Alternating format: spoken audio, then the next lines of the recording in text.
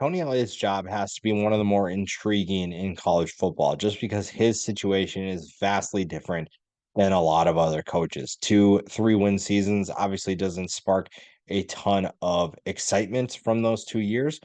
But when you look at 2024, the talent that he's returning makes things intriguing. One of those players that's going to be really entertaining to watch, assuming he wins the job, is Anthony Calandria. When you look at what he did last year, I don't want to call him Johnny Manziel, but you kind of have like those plays where you see the excitement and also the terror almost if you're the coaching staff, because you see a guy who at times looks like he was winging it, and it's really fun when it works, but also just agonizing when it doesn't. And he's a fun player to watch, but you obviously need to reel in some of that Manziel-like play. And if he's able to reel it in and become a more stable quarterback, you obviously don't want to rein him too much. You want to let him do what he does really well. Then you're looking at a guy who could be one of the most electric players in this conference. I think that he has the talent to do it. You just have to find that happy balance, that happy medium of letting him do what he does best, but also trying to develop him and make him a more consistent player. One of the guys that he'll throw to is Malachi Fields.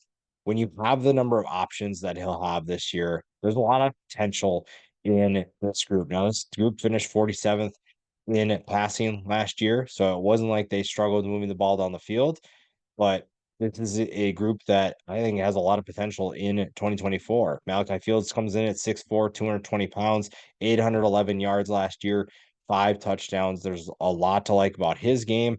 And to me, that's kind of just the beginning of what could be an electric passing attack. One of the surprises this year was getting Chico Bennett back, one of the better defensive ends, in my opinion, in this conference, and he's going to do it again. Now, the stats don't really show that from last year: 34 tackles, 4.5 tackles for loss, but the talent is still there. He has the ability to be an electric playmaker, a disruptive player for this team and for this defense. And this is a defense that needs it because they need to get back to playing a lot better than they did before last year.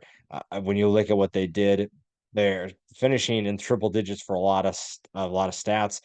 That's not going to get the job done. That's not going to help you win more football games. And this is a group that, even despite Elliott's off-field challenges, and a lot of them are out of his control, you have to find a way to show improvement because eventually people are going to get sick of the lack of wins.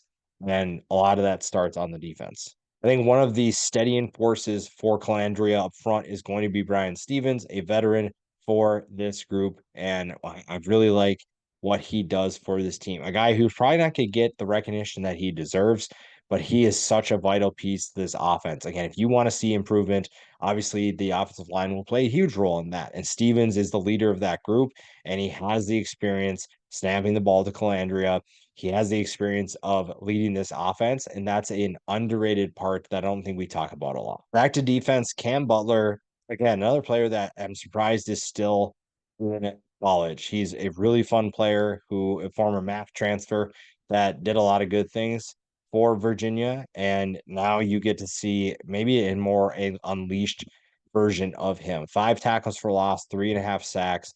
Another guy who, maybe a little bit on the shorter side, maybe shorter arms, not as long as other players, but still has good size to handle life in the ACC. He's done that for a couple years now. He's shown that he can do that, and he's back once again to lead what should be, like I said, a better defense. Linebacker Cam Robinson is another one of those guys that could have an even better year. Could be a big reason why Virginia takes a step forward defensively. 71 tackles, 4.5 tackles for loss. A pretty good frame at 6'2", 227 pounds. Has that athleticism to get to the football, to get to the ball carrier. And he's another player to keep an eye on. I really like what he can do for this defense. A lot of it has to do with what do the guys up front do, because you lost a couple of tackles that are going to hurt you. You have to find some new guys. A guy like Jameer Carter up front must take a step forward. So Cam Robinson should be fine, but it's just a matter of how much cleanup duty is he doing and how much is it him being disruptive and making plays near or behind the line of scrimmage. Another player that could be in that same conversation is James Jackson. 80 tackles last year, 4 tackles for loss. 6'3", 236 pounds. So it's not your traditional linebacker that you probably grew up on, but this is a group that has talent and experience. And sometimes that's going to be enough to get you over the hump. And this is a group that has talent and they have plenty of experience in the front seven. So if you're able to, get to where you need to be in terms of disruptiveness, then everything else will probably sort itself out.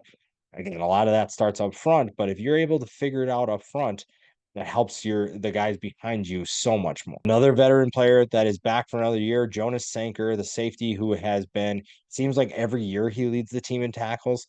107 tackles last year, 4 tackles for loss, 11 passes defended, 3 forced fumbles. This guy does a little bit of everything. He is not afraid to make his presence known. He's not afraid to make plays at the line of scrimmage. You just like to see your safety not have so many tackles. Again, one of the things that we've seen over the years is that if your safety is making a lot of plays, it tends to mean that your defense, for the most part, obviously are exceptions. It means your defense is not playing to the level that you need it to be. It means your front seven is not doing its job. The defensive line is not getting any penetration. They're not being disruptive, and the safety's cleaning a lot of things up. Now, it's good to have a guy like Sanker on the back end because you know what he's capable of doing. He's a proven player that has made plays time and time again for this team, but can you find a way to make sure that his workload is less than what it's been? One of the more underrated additions from the transfer portal is Kempton Shine. Eastern Michigan transfer has been a good playmaker for the Eagles, and now he's looking to take his talents to the ACC. What is he going to do for this team? The secondary lost some key players, but Shine is one of those guys who can have a big year. If he is able to handle the transition, we've seen what he can do in the MAC, but playing in the ACC means you play an elevated level of talent and a different breed of wide receiver. So is he able to handle that? And this is a group that they finished 66th defending the pass, but you lost some key players at multiple positions. What does that mean for this group as a whole? When you get Sanker back, that's obviously huge, but can Shine handle his part and make this group even better? We talked about the wide receivers before. We talked about Malachi Fields. Transfer portal is really where Elliott found ways to get guys in, and Terrell Harris is one of those guys. Now, you could say North Carolina transfer Andre Green Jr. is in this conversation. Notre Dame transfer Chris Tyree. This is a group that has a lot of potential, and even you look at the rushing attack too. Kobe Pace is going to steady that group. There's a lot of skill position talent that could be electric in 2024. Whether or not they will is probably the biggest question. And Trell Harris is one of those guys that could step up and show that this is going to be a really fun group in 2024. Again, it's all about when you're bringing in so many new transfers, it's all about, do you have the chemistry with your quarterback? Can you find ways to get open? Do you understand the system? How to use leverage, how to get open, understanding the route concepts so that you're in position and not taking your other guy out of the play.